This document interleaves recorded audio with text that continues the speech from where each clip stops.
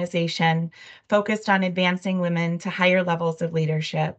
We provide access to C-suite leaders across the United States through webinars, on-demand content, and networking for people in all levels of their careers. The best way to follow us and get upcoming information on events is to go to www.totheboardroom.com that Jen's going to drop in the chat, and or follow us on LinkedIn. So housekeeping, just a few items before we get going. We welcome all questions, and we're going to save throughout, by the way, you can drop them in the chat and Jen and I will manage that, but we'll also save about 15 minutes at the end for Q&A.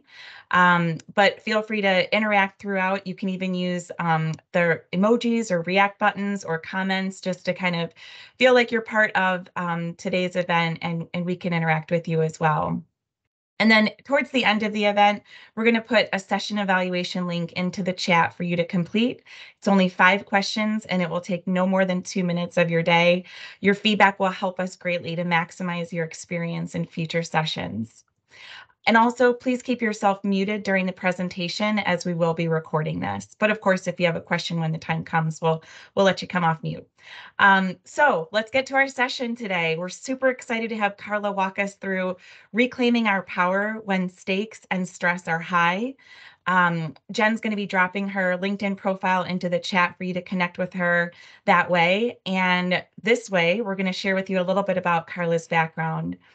Karla attended the prestigious University of Virginia Law School, and for the last 4 years has managed her name-branded law firm, specializing in criminal defense in Houston, Texas. 4 years ago, she also founded Houston Wellness Workshops for Women, where she partners with companies, executives, and professional women to reclaim their power performance through wellness of mind, body, and spirit. So thanks again, Karla, for joining us today. We're so honored to have you and are excited to learn from you. So I will go ahead and pass it over to Karla. Thank you so much, Jen, for that amazing introduction. I'm so grateful to be in this space. I want to take you on a quick journey. Go back with me to a little town in Eastern Kentucky. It's 2:00 in the morning. You've just submitted a project that you've been working on all night long. And before you lay down to sleep, you pump for your new 7-month-old baby. You get everything into the refrigerator, get everything cleaned up. You pass out after you've set an alarm that will wake you up at 4:30 in the morning. At 4:30, you wake up, you finalize your documents, and you carry them to the hotel door of the senior partner, and you place them outside the door silently to ensure that they are there by 5 a.m. You go back to your room. You think it might be possible to get 2 more hours of sleep, but the emails start coming, the questions start coming, and you're kind of anxious and excited about what's about to happen as well. And so you really kind of just get started with your day. That day takes you into meetings with witnesses who are about to go into a courtroom to testify in a federal trial. That day takes you running back and forth from the courtroom to the printer to respond to questions and requests to find documents. And you grab lunch quickly, scarf it down, run to the bathroom with the lunch, pump, store, go back to the courtroom, handle requests through the afternoon, step out to prepare a witness. Court is over at 5:00. You're so excited to grab dinner while pumping, and then get back to the war room at 7 to start preparing all of your witness outlines for the next day. And you pass out again around 2 a.m. Thanks for taking that journey with me. Hopefully I didn't raise your blood pressure too high, but that was my life back in September of 2016, when I had just got back from maternity leave in the middle of July with my second little baby, and a 7-week trial in federal court in the Eastern District of Kentucky happened or started And I was there to support that because I wanted that career opportunity. I had been working on that case with that client for 4 years at that point, and I wanted to be a part of defending him zealously and seeing all of my work come together, right? It just so happened that I also had the privilege of being a wife and now a mom of my second little guy, right? And I don't know if anyone can identify with this, but I definitely thought about quitting after that first baby. Okay. Like back from maternity leave, excited to get to the office by 8:30 and crying at my desk by 12:30, right? After the first baby, drop a one in the chat if any of this resonates with you. After the first baby, you're going to quit, right? During the first week. After the second baby, you're leaning in, like, oh, we're gonna do this. We need the money. We need to get away from the crazy house with the two small beings in it. And yeah, okay. I'm seeing someone who's about to join me in the chat. Thank you, Jessica. Been there. There you go. Right. So back from baby number two, I was leaning in. No thoughts of quitting. Okay. Right. But there I was, this amazing career opportunity for myself, right? On the heels of this wonderful personal blessing. Um, and yes, in that small town in Eastern Kentucky, I discovered this wonderful blessing called milk stork. That was because I had spent a day searching around the city of Cincinnati, which is right across the bridge, for dry ice that turned out to be at a deli down a dark alley with kind of a strange looking guy who looked like maybe he had killed a couple people in the war, and he had this big ice pick thing and he brought the ice out kind of like it was not counterfeit, but what do you want to say? An illicit substance of some kind, right? Come to the back to get the dry ice. But this was my attempt to ship my baby's milk in the middle of being in a trial. And thankfully, when I realized maybe this is a dangerous substance and I might have to make some sort of disclosure to the post office or to FedEx, let me Google this. And thankfully, when I did that Google search, I found milk stork. So it looks like now many corporations all over the place have incorporated that as a standard benefit for women's businesses. Drop a one in the chat if you've heard of milk stork, use milk stork. Two in the chat if you've never heard of it. But I think it's an amazing advancement for women in corporate or in their businesses. Ooh, nice, nice. Essentially, these brilliant women came up with a way to send you a box that will arrive at your hotel if you're on travel. You push a button, put your supplies inside, your milk supplies, and after you push that button, it's a refrigerated, self-contained package for 72 hours. They also sent you the shipping label. And so you just put that on the outside of the box and you leave it at the front desk of your hotel. All right. So I thought, this is amazing. I love that there are so many twos. So hopefully this is now something you know about and you can share at your company. But I also love that there are many ones because this lets me know these resources are getting out into the hands of women who are trying to win in corporate while juggling all of their blessings, right? So I wanted to take you to that scene, not to scare you, not to raise your blood pressure, but to give you some insight, right, into how excited I was to be out of balance, how normal I thought it was to sleep for 3 hours a day, 4 days a week. Be thankful that the judge had us out on Fridays because he had broken both of his feet, actually, and needed to be in physical therapy. So Fridays were off. Saturdays, we did laundry in the morning. and then turn back to our work on Saturday afternoon. Sunday, I'd sneak away for church in the morning and then come back and spend literally 10 hours preparing for the Monday that would then be our 3 hours of sleep every night. That was my life. And I just thought it was the coolest thing ever.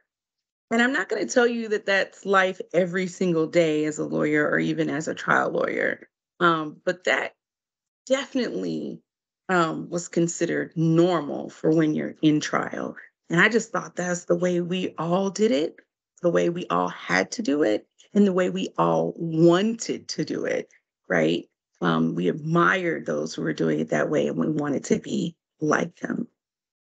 Again, kind of an extreme example, but so many times we as women making our way in corporate environments, we see some version of what I'm going to call the crazy, and we think it's normal. We think that's the only way that it can be done, and it's the way that it has to be done. I've noticed a new generation of workers, men and women, are coming into the space and they're asking more questions around wellness, well being, balance, work life harmony, right? And they have higher expectations for what their life will look like outside of their job. Kudos to them. I think they're pushing forward a lot of positive and meaningful changes in the workforce. But at the end of the day, there's still a robust set of people, multiple generations ahead of them, who often set a standard for what work needs to look like, what succeeding needs to look like, what grinding it out and being the best needs to look like. And often it's completely inconsistent with our wellness and well-being goals. So, as Jen said, my name is Karla Aghedo. I am an attorney by trade. I've been practicing for 13 years. I'm a wife of 11 years. I keep him, he's helpful. Um, and I'm a mom of three, a busy 9-year-old, a rambunctious, self directed 7-year-old, and a bossy little 2-year-old who has us all at her beck and call. Um, I share that with you because I am deeply familiar with what I call the juggle struggle, where we as women are trying to do all the things and be all the things all the time, right? At work and at home, for our friends, our family, our communities, our organizations. And many times, as we try to keep all those balls in the air and juggle and spin all those plates, right? The ball that falls is us. Everyone else and their needs get met, right? But oftentimes we're the ones who suffer. And I've seen this happen to so many women, and it happened to me where I was high flying, juggling all those balls, trying to be all the things to everyone. And I hit my own wellness fall in June of 2019. And I was sat down, if you will, for 6 straight weeks. And during that time, I had a wonderful opportunity to do lots of self reflection and to do some self care and wellness practices that I had backburnered for the longest. And I'm really grateful, believe it or not, for the medical procedure that precipitated both my medical and mental health leave for a total of 6 weeks, right? But I left that experience determined to never have any woman like me walk that road alone. I wanted to make sure that women felt like they could win, right? With resources and support like Milk Store. And now with things like the boardroom, kudos to you guys, right? For being a beacon of light for women to do this thing and to do it at a high level and to feel supported in doing it. And so my mission was to start taking women on wellness retreats, right? Where they could focus on their wellness of mind, body, and spirit. As an executive wellness mindset coach, I'm all about partnering with women to design the life that they want to lead so that they can show up in power in all of the spaces where they lead. I love being the founder and CEO of Houston Wellness Workshops for Women, where I curate wellness retreats, resources, recipes, and yes, sometimes one on one rescues for professional women like those of you in this room who need to reclaim their power through wellness. So today I'm excited to talk about leveraging wellness to reclaim your power when the stakes and stress are high. And that's why I took you to that little bit of a crazy scene, right? And now I want to reflect a little bit on a scene that all of us might be familiar with. Yeah, these stats that I'm sharing about women in the global pandemic are from 2020, right? So maybe we feel like that's a little bit of old news, but I feel like it was current news, right? If you take yourself back to where you were, right? This moment when the data was just starting to roll in, and we had headlines like the coronavirus is terrible for feminism. The coronavirus means the end of feminism. I don't know if you remember those headlines, right? But what were they talking about? This idea that coronavirus was killing more men at the time, early data, but the lockdown is just disastrous for women in their rights. The idea that women were bearing the brunt of coronavirus job losses before we were really calling it COVID-19, right? And then in September of 2020, what I thought was such a poignant piece of data, over 1 million women left the workforce. Why September? Because that's when kids go back to work, right? And who's picking up the slack of that? I'm thankful that my husband takes care of our kids, but that's not the situation for lots of women. And so, no surprise, that's where the big shift happened. And then, just generally, these last 3.5 years, right? Women have borne a ton of the brunt of the fallout of what happened with this global pandemic. Whether we've lost pace at work or lost part of our wages or lost time on our resume or lost sleep or lost some of the boundaries between work and home, right? Drop a one in the chat if any of this resonates with you, right? Any one piece of anything that I shared kind of hit your street. And maybe more women in this room were experiencing that loss of the boundary between work and home, right? Because the convenience of working from home meant some of the inconvenience of being able to know the clear beginning of the workday and end of the workday, right? And so that led to these unspoken stressors. Maybe you didn't leave the workforce. Maybe you didn't have baby number 3 in December of 2020 like I did. Just adding to the fun. Um, right. Maybe you didn't lose a job or lose a significant amount of your retirement plan, right? Maybe you gained more responsibility, got a raise, or moved into a job that you love, right? But there's were still stressors that disproportionately impacted us as women. And I just think it's so important for us to acknowledge some of these external factors that impact us as women, regardless of what industry we're in, right?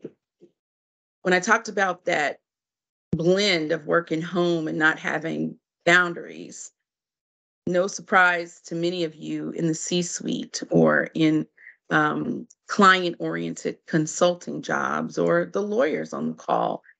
By the way, thanks to some of my friends like Canby for being here, right? This data was from 2 years before the pandemic started, and 75% of lawyers reported frequently, always working outside of regular business hours.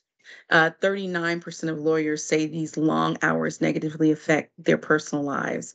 And now I have a feeling every woman in corporate has some version of this. Like, this is not exclusive to the lawyers, ladies.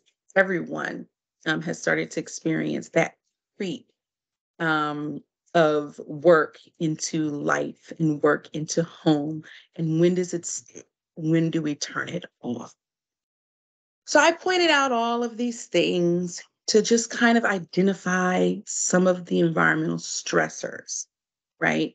That might be working on us, that might be impacting us when we are having a conversation about wellness and well-being, let alone the fact that women still disproportionately carry the household duties.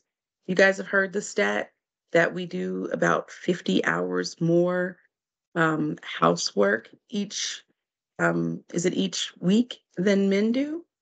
Which makes for a long week. Oh my gosh, that's crazy. Um, right? We are definitely more readily engaged in uncompensated labor. Okay. And we have this thing going on called mental and emotional load. Drop a one in the chat if you know exactly what I'm talking about.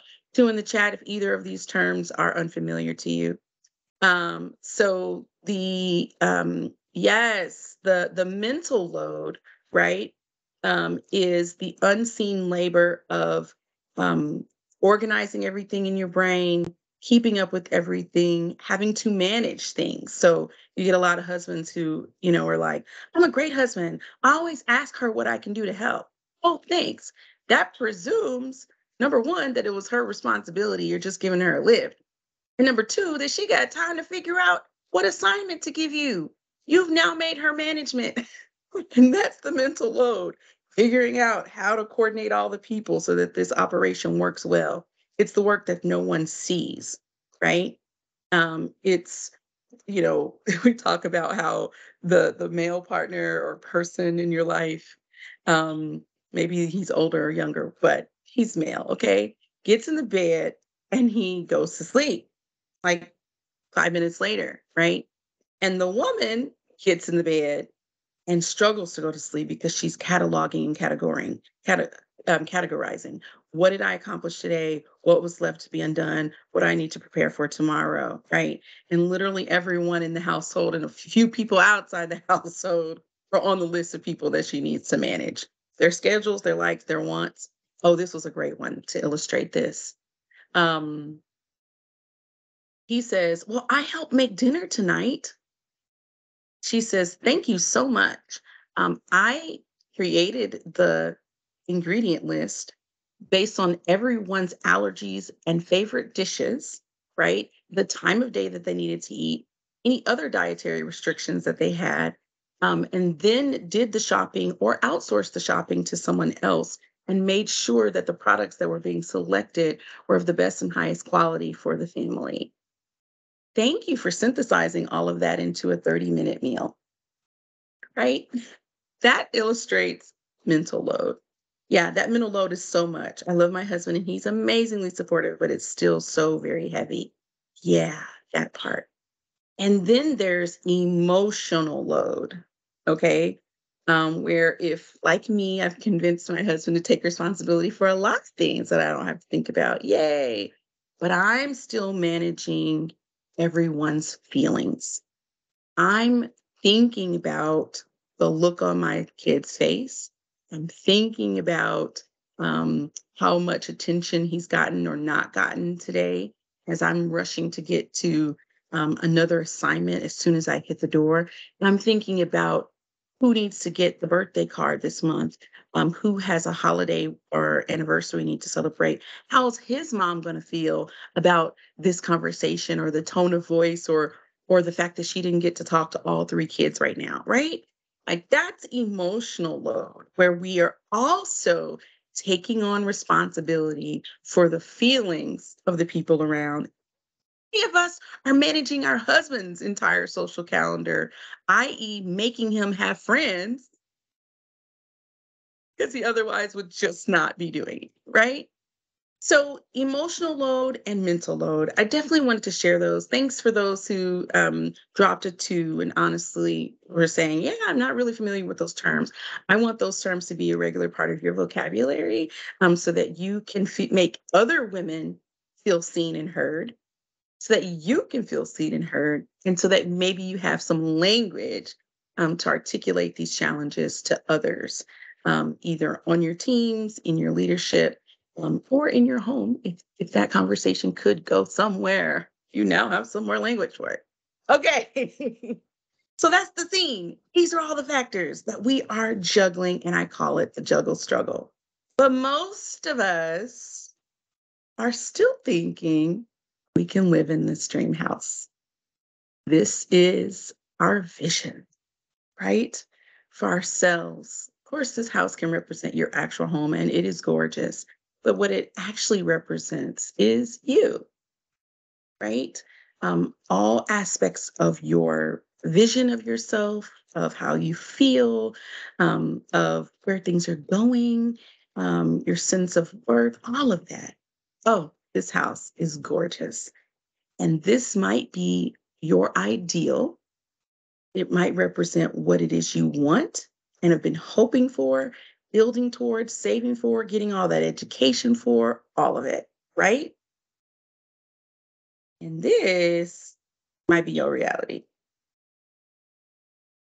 I know. You're like, switch that slide quickly. I'm getting creeped out. Okay. But this might be that reality, um, potentially because of the state of your mind, right? Maybe how you're feeling, that things are actually going. And then it also might be because of a lack of wellness and well being, right? And so I wanted to talk about this idea of leveraging wellness when the stakes and stress are high from the idea of your house. Your house is three parts: mind, body, and spirit. Okay. And I believe that you are able to tap into your wellness and your well being by making sure all three of these parts are well served.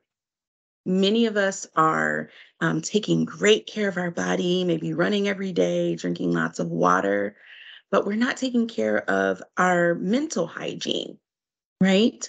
Some of us are super spiritual, we're meditating all the time, praying, going to church, but we are neglecting our body, right? Other of us are faithful about our therapy sessions. We are doing everything we can for our mind, maybe taking on mindfulness practices. But we haven't thought about that spiritual aspect of us that needs to feel connected to others, right? Maybe in a lot of ways, we're still kind of pandemic stuck, right? Where we defaulted to not being around others. And now it's challenging for us to be around others. And it's a pretty important thing for us to be in community. So I want you to really think about this house as these three parts. Okay. And the question is, how do I leverage this in context of the professional? I truly believe that this is your foundation and you've got to lay it in just like the foundation of any house. And you make it a non negotiable because you know the foundation of your home is a non negotiable. Your house doesn't work, it doesn't stand, it doesn't last for generations. It can't be passed on as an appreciable asset if it lacks a safe and sound foundation. So, this wellness of mind, body, and spirit is the foundation upon which your thriving, high stakes career can prosper. Okay. I just noticed that one of my slides has not changed in the way that I wanted it to. Sorry about that. So, um, what we're going to focus on is breaking this into an acronym that should be easy for you to remember. I want you to show yourself some self respect. Okay. The way that we're going to build this foundation of wellness of mind, body, and spirit is prioritizing our view of ourselves, elevating our view of ourselves, making it prime real estate, right? That we, as the worker, the contributor, the decision maker, the founder, the owner, the visionary, whatever it is, right? The contributor or collaborator, we are prime real estate. And this project doesn't go very well if we are not taken care of, if we're not showing up, feeling well, being well, and able to sustain our capacity to continue contributing. So I want you to think of this concept of self respect. And it breaks down into these seven words, which represent seven key parts. All right. So the first part, those four pieces I like to think of as the body piece. of your foundation, right? Um, you got to get rest. You have got to get rest, ladies. I would love for you to drop a one in the chat if you are getting at least 7 hours of sleep every night. So 7 to 9 hours of sleep. A two in the chat if you're getting 5 to 6. Nice job, Angela. Two in the chat if it's 5 to 6. Nice job, Jen.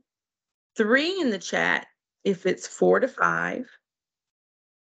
And a four in the chat if it's less than 4 hours of sleep on average. These ones. Okay, so y'all already had the conversation. I love it. The boardroom was like, y'all better get that sleep. I love it. Okay, thanks for being honest, Yolanda. I appreciate it. I do. Ladies, so many times when we talk about how much sleep you need, people love to say, everybody's different, right? I have different sleep needs. Well, I appreciate that. But it looks like the data has coalesced around this idea of us all needing at least 7 to 9 hours of sleep every night, no less than 7 hours of sleep. If you're getting more than 9 hours of sleep every night, you are going to experience some health detriments. But for sure, if you're experiencing less than 7 hours of sleep every night, significant health detriment. Okay. I think you know that we live in a sleep deprived society here in the United States. And one of the analogies that has been made and starting to be backed by data is that we um, experience the same detrimental health impact from sleep deprivation, chronic sleep deprivation, as you would if you smoked a pack a day. Like that blew my mind, because we've all been exposed to these negative impacts from smoking. We understand that, right? Um, but we don't necessarily talk about the negative impacts of sleep deprivation, how it is stealing years off of our life. Okay. How it is linked to inflammatory diseases, the over proliferation of inflammation in our bodies, and how proliferation of inflammation is linked to so many other diseases like heart disease, diabetes, etc. Right? So we really need to refocus on this foundational piece of rest and just how important it is. Okay. But I also want to encourage you to think about rest, not just as sleep, but also restful moments and restful practices while you are still awake. Okay.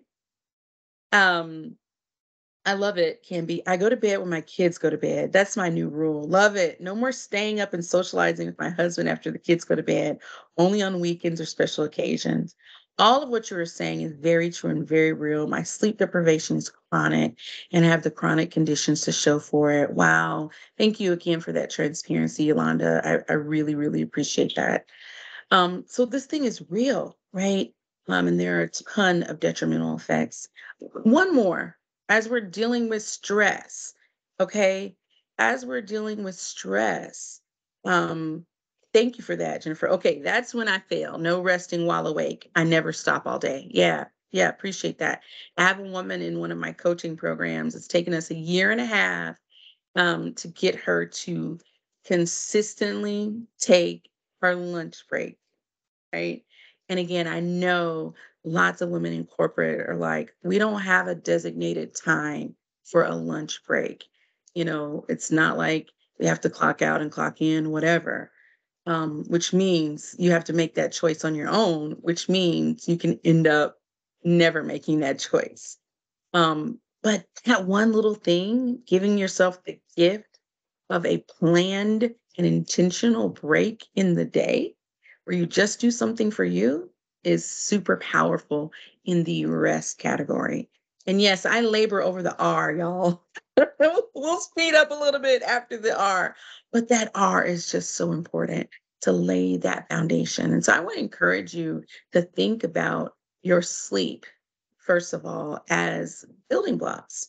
Okay, you've got 24 hours in a day, and 7 of them have already been committed to the foundation because your sleep is the foundation of all wellness and well being. And now, congratulations, you've inherited 17 hours a day that you can do anything with. Right? And from there, just build your budget, right? What do I want to do with these 17 hours? But those first 7, non negotiable. If you need 8, go for it, girl. Block it in, make it happen. Okay. Um, but I want you to start thinking about it like that. Like, I'm not going to rob sleep anymore to make this thing happen. Right. And I know Canby's out there being like, okay, but can you do that while you're in trial? Well, ladies, I am currently in trial. Literally, right before I logged on, I was putting out 3 fire drills, remotely supporting a trial team. And yes, I'm not going to bed at my usual time, but then I steal time the next day, the next morning, whatever, right? So that I can stay true to my foundation of that quality 7 hours of rest. And we can talk about quality rest as well. So, some things you might consider when you're dealing with chronic sleeplessness or having trouble getting to bed is turning off your devices at least 30 minutes before bed, right? Not having that TV on when you go to sleep. I have what I call a gangsta type doctor, okay, because she's real about it, right? She is so gangsta that she's like, we don't do anything in the bed but sleep or intimacy with our partner. Nothing else. No reading, no laptop, no computer, no watching TV, so that our brains make the association that this space is for sleeping. And that makes it easier to actually fall asleep. I'm not quite there, but it's a great way to really think about having nothing, um, having nothing interrupting or undermining your ability to stay focused on getting that quality rest. Jen says, I force myself to get out of my home office and sit in the family room for 20 minutes every day in my Wordle mindless stuff on my phone before anyone else gets home from school or work. I love it. It puts space between work and wife mom stuff. Yes, love it, love it, love it. The second thing in you showing yourself this self-respect is exercise. All right. Again, I know many times you think about exercise and you're like, yeah, that's when I'm trying to lose weight for the summer. Yes, but it is also critical to your mental health, okay? Critical to balancing your hormones, balancing the chemicals in your body that allow you to reduce stress. So, one of the reasons our cortisol levels are out of control is because we're not getting enough sleep. And the other is because we're not getting enough exercise. Both of these practices help to reduce our cortisol levels, which helps us. Essentially, we're running around with a lot of cortisol flowing through our bodies when we're always in high stress situations, always tense shoulders, always, on call, putting out fire drills like I've been doing lately, right? Quality sleep and exercise help to reduce those cortisol levels. If you are focused on losing weight, consider the sleep as something that'll help reduce the cortisol levels, which will then help reduce the retained belly fat, right? Um, but that exercise for me is way more about my mental health and well-being than it is about my waistline. And I've really experienced the de-stressing aspect of moving my body consistently. Doctors recommend at least 30 minutes a day. Um, I do that by walking, and I have now I've moved my 30-minute daily walk to an hour in the morning. I don't try to walk fast. I just try to walk at the pace that I feel like walking that day, but I move my body consistently. And I try to do it outside when it's not raining torrentially because that connection with nature is just so powerful. All right. But I want you to start thinking about exercise differently, unhinging it from this idea of being cute or losing weight and up leveling it on your list of stress management um, tactics. Okay, stress management tools. All right. The next thing is self care. Can be said, I love that idea. I need to find a way to put a period on the day. Yes, I like that. Put a period on the day before ramping up for home life, like dinner time for the kids. Love that. So the next thing on this self-respect is your self-care. I just want you to have some consistent practices that you do to take care of yourself, things that you love, things that you enjoy, and that you will do consistently. So one of the women from my coaching program has now created a list. She's going to do 3 things every day, right? She's going to meditate for 2 minutes, just doing some deep breathing. She's going to experience at least 3 emotions on a short list that she has, including joy, excitement, contentment, um, hopefulness. She's got a list of emotions, and she's like going to check off experiencing at least 3 of them every day, right? And she's going to write down each of her accomplishments every single evening. Love it. That's a self care list. And she plans to do that every day, right? When you do that, you're giving yourself another dose of dopamine that just makes you feel good, right? Mine includes um, daily movement, mindset, meditation, and I do that in the morning as best I can. But if it's not all done in the morning, I make it happen before midnight, right? And I'm tracking it on an app, which helps support me because I love to gamify and compete with myself, right? Um, Things like getting your nails done, that's great. Wonderful. I consider it a part of my self-care, but it's not all, right? It's not everything. Monthly massage is on my list. Absolutely, right? Um, Chiropractic care. I do it now for maintenance, right? And I've got a subscription to support me in doing that 4 times a month. Okay. But just think, what are your self-care practices? Do I sit with a warm cup of tea every evening? Do I curl up in a corner with my favorite book and a warm blanket, right? Do I spend time playing with my dog and turn my device off to do it, right? Do I spend time with a 90-year-old at least once a month, right? Whatever you decide will make you feel like you're taking care of yourself. You need to do that on purpose with intention and have it be like, I checked it off the list because I am doing this thing on purpose. Yeah. Emily said, I noticed that I'm sharper mentally on days I exercise in the morning. Yes. Now the thought of being not sharp for my day is what gets me out of bed early for the workout. Yes, girl. That right there. I like to feel like a winner. Like if I accomplished nothing else today, I did that walk. Therefore, I have won. And it's not even 9:30. All right, finally, primary care. Again, so many of us backburner this for so long. I absolutely did not have a primary care physician in Houston from when we moved here in August of 2017 until June of 2019 when I hit that wellness wall. Yeah, didn't let alone going to the appointment, didn't even have the primary. Some of us who've been privileged to have children, we get caught up in going to prenatal appointments and children's appointments that we forget that we actually haven't been to the doctor as the patient, right?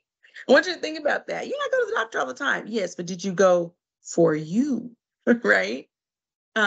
Making sure you know your numbers through primary care. All right. I know many of you are like, oh, girl, I get my annual exam religiously. That's great. Many of us in high stress, high stakes careers, we don't, or we reschedule on ourselves on a regular basis. So I want to know, do you know your numbers, right? Your baseline blood pressure, your baseline blood sugar, right? And your baseline cholesterol. All right. Those 3 numbers are critical as just sort of foundational pieces of your primary care and your overall health. Okay. Okay. We're cooking. Don't you worry. The next piece is energy. The next piece of that, um, show yourself some respect, RESPECT. We're on that second E of energy. And this is the spirit piece of that foundation. All right. Um, Regardless of what your faith practice might be, or your belief practice, or your religious practice might be, whether you have one or you don't have one, um, I think it's important for us to acknowledge this spirit piece is maybe how we connect with others, how we interact with others, how we feel like we have meaning and purpose.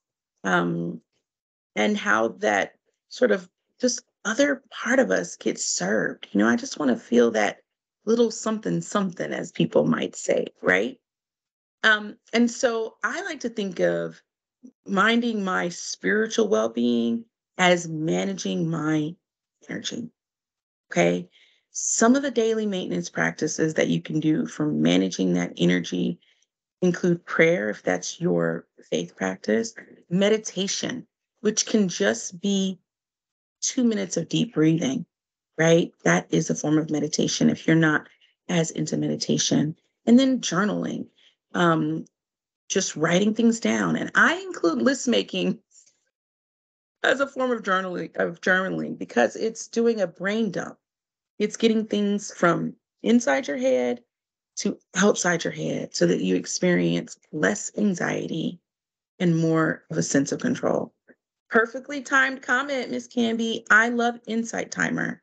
I have a 3-minute daily affirmation that I listen to every day on my morning walk with my dog. Love it. I think it's changing my life, saying the affirmations even when I don't believe them or when I feel tired or sick that day. Love it. Right? I think that's a huge part of energy management. And maybe you see that as part of your self care practice as well, for sure. There's blend and overlap in all of these, right?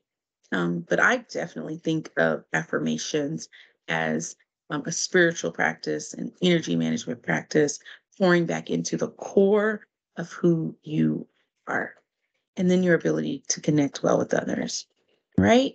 All right, we're on the C and the T. The C in that RESPECT is community. Ladies, we have got to move in community. We've got to connect to others, right? Especially other women. Don't tell the guys, but yeah, I think we should be a big gang of girls, okay? Who cut for one another, right? Check for one another, encourage one another, cheer one another on, drop resources and tips for one another, open doors for one another, right? This idea of sponsorship, right? If you can be in that room speaking up for that other woman, that's a huge part of being in community, right? And making the community actually work. But being connected with folks, checking in with them, sitting down with people that you like, having laughter, right? Having deep conversation, having someone that you can lean on when you need a good cry, one of those ugly cries, right? All right. It's so important for us to move in community and to not be isolated. And this is a big part of your mental health and well being. Yeah, we touched on mental health throughout, particularly around rest and exercise. Okay. Um, but it is really important to stay in community and not isolate as a practice of mental health. And then to add people to your community who would be helpful resources like a therapist, right? Like a coach, right? And like additional mentors whose shoulders you can lean on. And then finally, time away. Ladies, I think it is so important for us to be scheduling our time away from it all. It's how many vacation hours American workers leave on the table every year? Like it's crazy. It's obscene. Okay. Right? Um, but not just vacation hours, because some of us are in environments, again, in big law, where you can take as much vacation as you want, no problem, except that usually meant you took no vacation at all. And because there was always another project, always another what you thought professional opportunity that you needed to jump for, right? And you just kept back burnering this time away. I want to encourage you to schedule your vacations for 2024 before you leave 2023. I know for some of us that sounds drab because it takes out all the spontaneity. I get it. Um, but at least you can have some of them blocked, right? And plan for flex and spontaneity for others. But putting it on the calendar is a reminder to you of how important it is. And it starts that self advocacy piece of speaking out to the world. This is going to be protected time for what we all should be considering the valuable asset, which is you. All right. So make sure you're planning and doing that. Some of the daily maintenance around this is a gratitude practice, right? Just tapping in to what it is you're thankful for and always allowing that gratitude to refresh and restore your energy and your capacity. And then the power of visualization. Oh my goodness. I thought I'd share this with you. This is a digital vision board that I created for myself. So sorry, guys. There's landscaping going on outside. So if you can hear that, apologies. Um, but um, this is my digital way of visualizing my goals, my dreams, my purpose, and my passion. And when you can see it, you can be it, right? You can achieve it. Um, and this helps to keep your mind focused, to keep your mind mentally sharp and clear. And it allows you in both your professional and your personal to kind of de stress because you can always look back at your why, the big why behind your what. And that's such an critical piece of your wellness and your well being.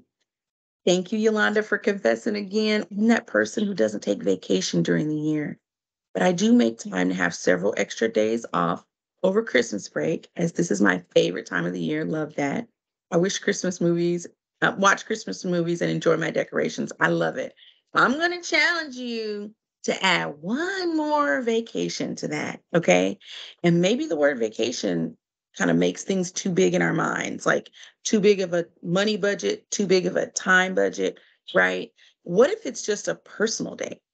I'm going to take this day to do nothing. I'm going to take this day to get a massage. I'm going to take this day to take a long nap, right? Or I'm going to take this day to drive and see new scenery, right? Um, but what if instead of big vacation, the 1 week or the 2 week, you took one day off, right? Um, and it's just a me day, right? I want to encourage you to consider that as part of that critical piece of rest and that self respect. All right. Again, ladies, I share all of this with you because I truly believe that you are the critical piece to the success of not only your personal profession, every team that you're on. So you need to start investing in yourself as the most valuable company asset. All right. That's what this is all about. That's what the wellness and well-being is all about. Thank y'all so much for your time today, being here. Thank you to the boardroom for inviting me. Super excited to be here and to wrap this up. Let's stay in touch. Thank you Thank so you. much, Karla. This was awesome. What a great use of our time. And thank you to everybody who participated so much in the chat as well. I know it's difficult doing these webinars when you can't see faces, so it's nice that we had the engagement on the back end. Jen just dropped that survey, that 2-minute survey into the chat, if you guys don't mind taking that really quickly before you move on to your next thing.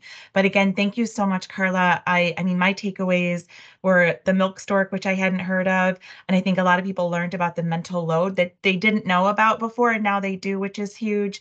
And all the tips you gave us about mind, body, and spirit, and that they all need to be in check. And you gave us so many ways to figure out how to make sure that they're all balanced.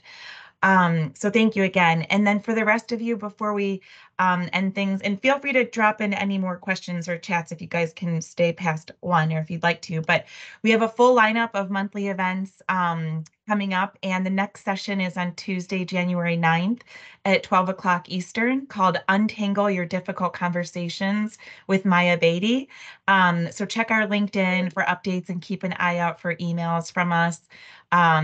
And Jen, feel free to drop your email address in the chat so that people can make sure that they can accept emails from you. Um, and again, thank you so much, Karla. This was amazing. We so appreciate your time and wonderful content. Love it. Thank you, Karla. This was awesome. Thank you guys. Thanks for having me. I don't know if there's time for questions, but I'm grateful for this space. I'm grateful for this time. Awesome. Yeah, I don't see, I mean, if anyone has a question, feel free to unmute yourself. We'll give a another minute or two, and if not, we'll hop off. I know everyone's probably working to get to the next, whatever there is on their schedule in the next hour. Awesome. Recording will go out as well, so you will also have that. But thank you again, Karla and Jen. I agree. Awesome conversations in the chat. So hope everyone's cup is a little bit fuller leaving today's boardroom session. Thank you, everyone. I'll drop my info in the chat as well. Probably a little Johnny come lately with this one, but I'll drop it